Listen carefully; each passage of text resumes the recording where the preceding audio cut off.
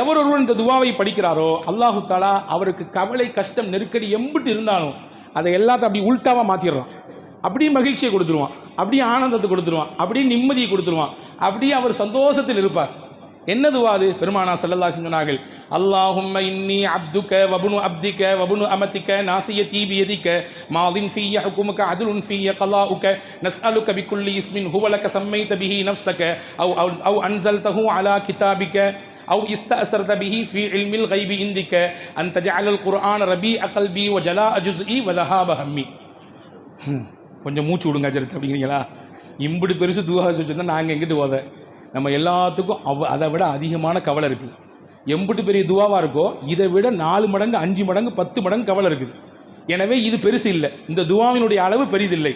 நிச்சயம் கவலை நீங்கி அதை மகிழ்ச்சியாக மாற வேண்டும் என்றால் பெருமானா சொன்னார்கள், தினசரி இந்த துவாவை ஓதுங்கள். நாங்கள்